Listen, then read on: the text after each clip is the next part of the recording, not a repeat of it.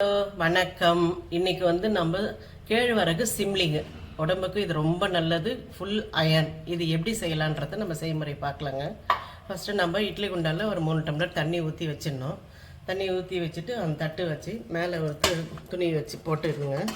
போட்டுட்டு மாவு வந்து நம்ம கேழ்வரகு மாவை பாருங்கள், இது போல் கேழ்வரகு மாவு வந்து நம்ம புட்டு மாவு ரெடி பண்ணுற மாதிரி ரெடி பண்ணிடணும்.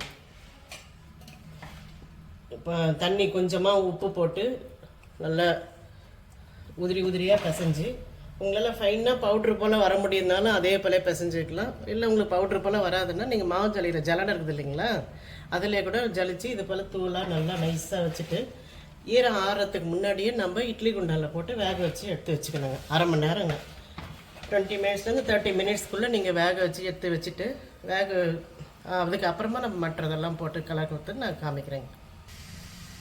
அரை மணி நேரம் கழித்து வெந்துடுச்சான்னு நம்ம பார்க்கணுங்க. இப்போ இப்படி வரும்போது இப்படி நம்ம இப்படி ஸ்பூனில் எடுத்து இப்படி நம்ம இப்படி இது போல் இப்படி செஞ்சு பார்த்தோம்னா இது போல் இப்படி பிடிப்பு போல் வரணும். பிடிப்பு போல் வந்துச்சுனாவே வெந்துடுச்சுன்னு அர்த்தங்க. அதுக்கடுத்து நம்ம இந்த கலகாவும் இது 3/4 கிலோ மாவு, இது இந்த இதில் ஒரு 1/2 கிலோ கலக்கா, 1/2 கிலோ வெல்லம், இது ரெண்டுத்தையும் நம்ம பவுட்ரு ஆக்கி எடுத்து வச்சுக்கணுங்க. இந்த மாவை இப்போ நம்ம சுட இருக்கும்போது எடுத்து கொட்டிக்கணுங்க.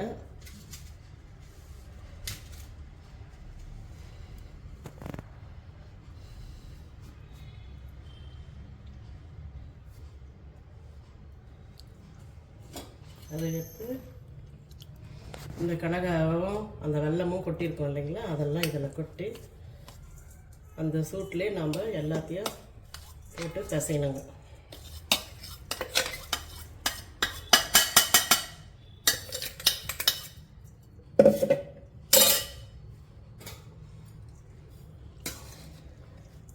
கொஞ்சம் ஆறுற வரைக்கும் நம்ம கை பொறுக்கிறதுக்காக நம்ம ஃபஸ்ட்டு குட்டி கரண்டியில் கலக்கி விட்டுன்னே இருந்துட்டு கொஞ்சம் சூடு ஆறுன பிறகு கையில் நல்லா எடுத்துக்கணுங்க. இது என்னென்னா ஒரு 600 கிராம் கேழ்வரகு மாவுக்கு 400 கிராம் கடலக்கொட்டை, 400 கிராம் வெல்லம் எடுத்துக்கலாம். ஒரு அப்ராக்ஸாக அது போல் எடுத்துக்கலாங்க. மறுபடியும் கூட இந்த செய்முறை சொல்கிறேங்க. கேழ்வரகு மாவு நல்லா நம்ம வாங்கிட்டு வந்ததோ இல்லை நம்மளே வீட்டிலே கேழ்வரகு அரைச்சதோ நல்லா ஜலிச்சு எடுத்துக்கின்னு கொஞ்சமாக உப்பு போட்டு நல்லா புட்டு மாவு பதத்துக்கு பிசைஞ்சு இட்லி உண்டானில் புட்டு மாவு வேக வைக்கிற மாதிரி வேக வச்சு எடுத்து வச்சுக்கணும். அரை மணி நேரம் வேக வச்சு எடுத்து வச்சுக்கின்னு நம்ம கொழுக்கட்டை பூரணத்துக்கு ரெடி பண்ணுறோம் இல்லைங்களா, 400 கிராம் கலகா, 500 கிராம் வெல்லம் போட்டு நல்லா கலகா கொட்டையை வறுத்து தோல் நீக்கிட்டு இந்த வெல்லத்தை போட்டு பவுட்ரு ஆக்கணும். பவுட்ரு ஆக்கி இப்படி சுட இப்படி இந்த கேழ்வரகு மாவில் கொட்டி கொஞ்சம் சூடு ஆறின பிறகு கையில் நல்லா கலந்து விட்டு உருண்டை பிடிச்சிட்டா அருமையான சிம்லி ரெடி.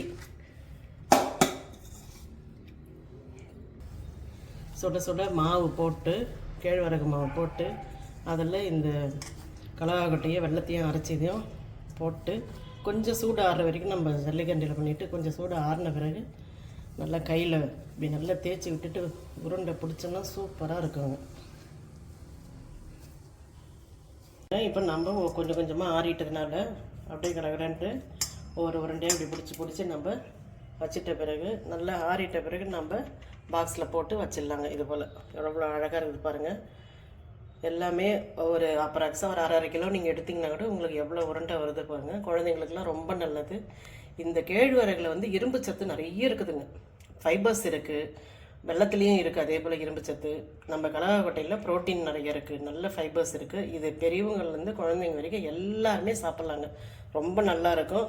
ஒரு 4 நாளைக்கு இதை ப்ரிசர்வ் பண்ணி சாப்பிட்லாம். இதில் வந்து நான் சின்ன வயசில் எங்கள் பசங்களுக்கு சொல்லுவோம், நல்ல ரத்த அணுக்கள் வரும். ஹெச்பி ஒரு உருண்டை சாப்பிட்டா 1 கிராம் ஹெச்பின்றதெல்லாம் சொல்லுவேங்க. நான் அப்போ நல்லா சாப்பிட்லாம். எல்லாருமே செஞ்சு சாப்பிட்டா ரொம்ப நல்லதுங்க. இது வாரத்துக்கு வரும்போது செஞ்சு சாப்பிட்லாம். இது ஓகே.